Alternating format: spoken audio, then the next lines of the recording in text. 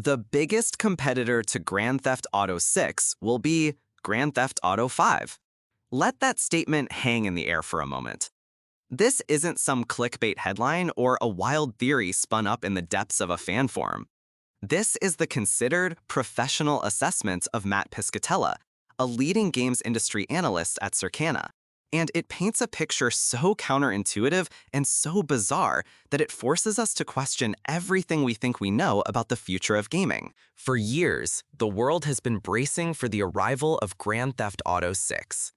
It's treated less like a video game release and more like a preordained celestial event. It is the meteor. Publishers, developers, and entire marketing departments are anxiously consulting their calendars, strategically maneuvering their own multi-million-dollar projects to avoid the slightest chance of being in the blast radius of its launch. The assumption has always been that nothing can stand in its way, that its success is an absolute certainty. But this new analysis suggests the unthinkable. What if the most formidable obstacle, the one true challenger to this unstoppable force, isn't another blockbuster from a rival studio, but is in fact the ghost of its own past? A ghost that is very much alive and kicking. How on earth is it possible that a game which first graced our screens in the year 2013, a digital artifact from the long-gone era of the PlayStation 3 and the Xbox 360, could pose a legitimate threat to the most technologically advanced, most expensive, and most desperately anticipated piece of entertainment in human history? The answer lies in a strange and fascinating paradox at the very heart of the modern AAA gaming industry. A story of a business model so successful that it has begun to turn on its creators, cannibalizing its own future. Today, we are embarking on a deep dive to unravel this extraordinary claim. We will journey back to witness the birth and eternal life of Grand Theft Auto 5, dissecting the anatomy of a digital behemoth that has defied time itself. We will zoom out to survey the broader landscape, a battlefield where aging, live service titans now reign supreme, casting long, dark shadows that starve new creations of light and air. And most critically, we will confront the $100 question. Can Grand Theft Auto 6, with its premium price and monumental expectations, truly persuade millions of players to abandon a digital world they've called home for over a decade?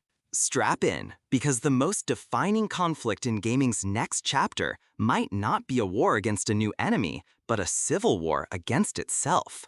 To fully grasp the gravity of this prediction, we must first pay proper respect to the unkillable, unprecedented, and frankly unnatural success of Grand Theft Auto 5. Let's travel back in time. The year is 2013. The world is a different place. The narrative masterpiece of Michael, Franklin, and Trevor's intersecting lives in Los Santos is rightfully hailed as a landmark achievement in interactive storytelling. For most games, that would be the end of the story, a glorious one, but an ending nonetheless. But for Grand Theft Auto 5, that was merely the prologue. The true engine of its immortality was ignited with the launch of Grand Theft Auto Online. What began as a somewhat rocky but promising multiplayer companion has, over the course of more than a decade, metamorphosed into a sprawling, self-sustaining digital universe. It is a testament to Rockstar's relentless, almost fanatical long-term support. For 11 years, a constant fire hose of content has been sprayed into this world. Elaborate multi-stage heists, sprawling business empires from nightclubs to arms trafficking, hundreds upon hundreds of meticulously designed vehicles, weapons, and cosmetic items. The game has been transformed from a product you purchase into a service you subscribe to, not with a monthly fee, but with your time and attention. It is a world you don't just visit. For millions, it's a world you inhabit. The sheer temporal footprint of this game is staggering. It is a living fossil that has not only survived, but thrived across 3 distinct generations of console hardware. It was a titan on the PlayStation 3 and Xbox 360. It was then stunningly reborn as a must-have title for the PlayStation 4 and Xbox One. And today, in the age of the PlayStation 5 and Xbox Series X and S, it continues to stand tall as an enhanced and graphically updated experience, drawing in new players while retaining its legions of veterans. Every single month, like clockwork, it appears on the global top 20 bestseller charts. This isn't a fluke driven by sales or nostalgia. It's the baseline. It's the steady, rhythmic heartbeat of a monster that refuses to sleep.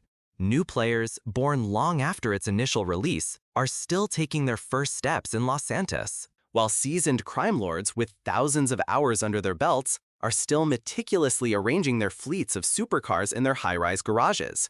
This single product has generated revenue that dwarfs the box office totals of the biggest movie franchises combined, making it the most profitable entertainment creation in history. It has transcended being a game and has become a legitimate cultural platform, a third place, a digital home. And that deep, decade-long emotional and financial investment from millions of players creates a force of inertia that is terrifyingly powerful to overcome, even for a game bearing the name Grand Theft Auto 6. The incredible endurance of Grand Theft Auto 5 is not an anomaly. It is the poster child for a profound and disruptive shift that has reshaped the entire video game industry.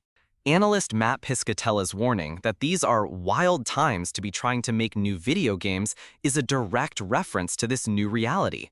His concept of more games but a smaller pie in 2025 is a chilling diagnosis of a saturated market.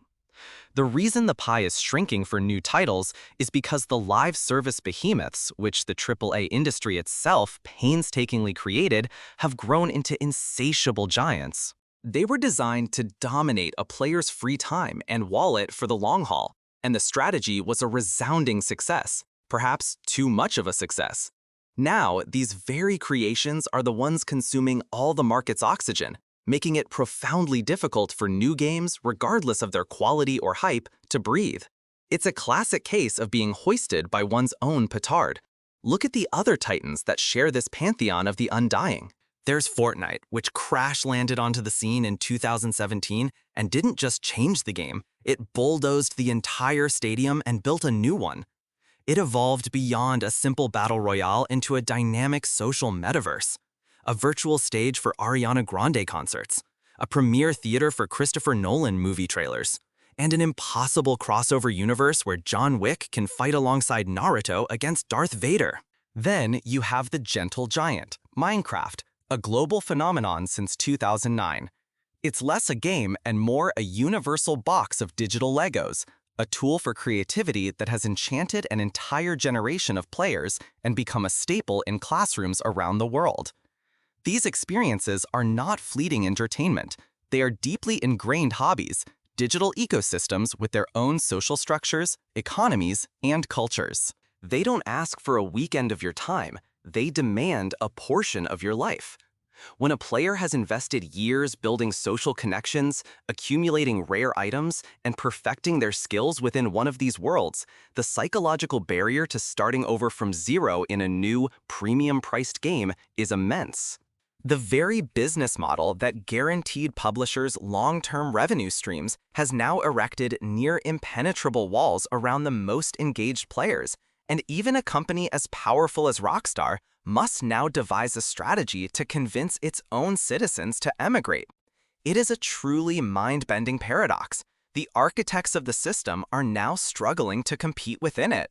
If you find this behind-the-scenes look at the industry as fascinating as we do, a simple click on the like button goes a long way in telling us to make more content just like this. This brings us to the sharpest point of the conflict, the place where the unstoppable force of Grand Theft Auto 6's hype meets the immovable object of the established market, its price. In a digital landscape increasingly dominated by the free-to-play model, a world built by the success of giants like Fortnite, Apex Legends, and Call of Duty Warzone, Grand Theft Auto 6 appears to be proudly and defiantly marching in the opposite direction.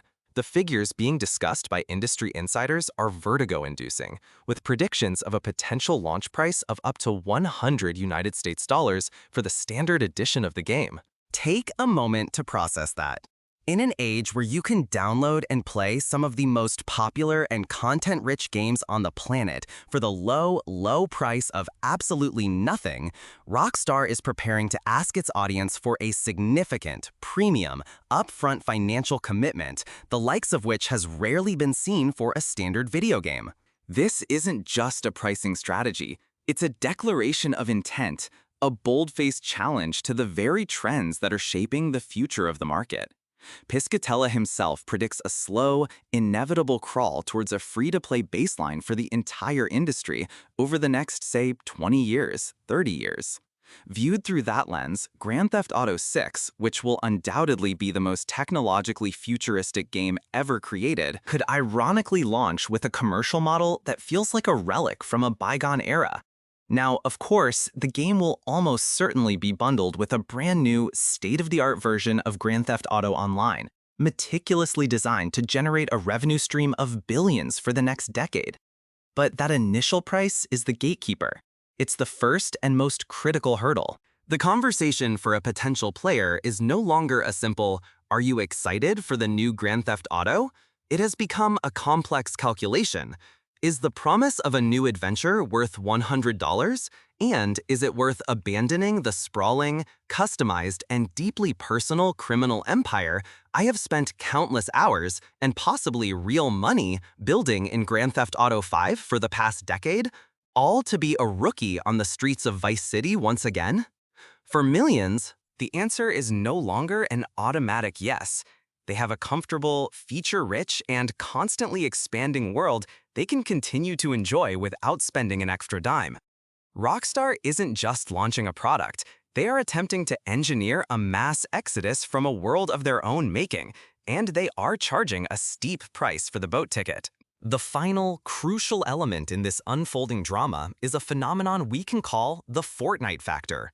The battleground of the games industry has shifted so dramatically that the traditional concept of a competitor has become almost obsolete.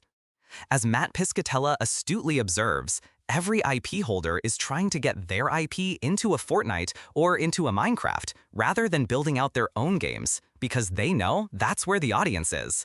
This is not an exaggeration. It is a fundamental, seismic realignment of entertainment strategy. Major corporations who own some of the most beloved characters and worlds in history are concluding that it is a far safer and more profitable venture to license their IP to become a cosmetic skin or a limited-time event within an established metaverse than it is to risk hundreds of millions of dollars and a decade of development time to build a new world from scratch. Fortnite has become a digital nexus, a cultural aggregator that devours all of popular culture and reflects it back to its audience. Now, Grand Theft Auto is one of the very few franchises on this planet that possesses the cultural gravity to be its own universe. It does not need to be a guest in Fortnite's world. It has its own continent-sized player base. But the underlying principle of a saturated attention economy still holds true. Grand Theft Auto 6 is, without question, a cultural meteor. Its impact will be immediate, explosive, and will reshape the entertainment landscape for months, if not years. Its commercial success, in the short term, is a foregone conclusion. But this deeper analysis isn't about launch week sales. It's about the long, drawn-out war for relevance that comes after.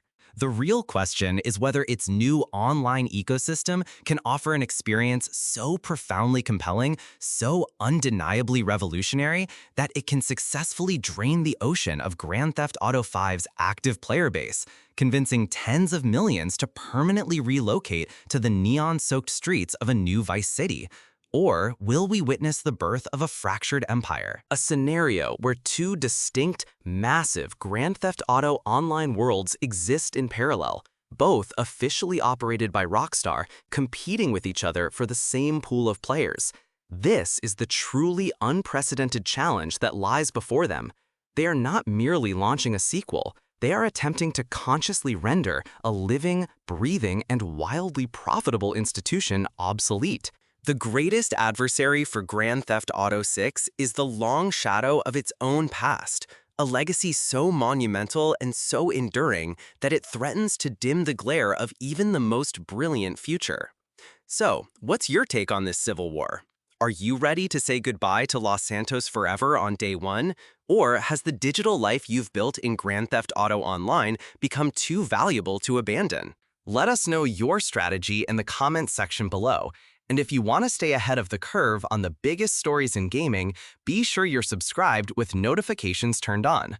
The next chapter is going to be a wild ride, and you won't want to miss a moment.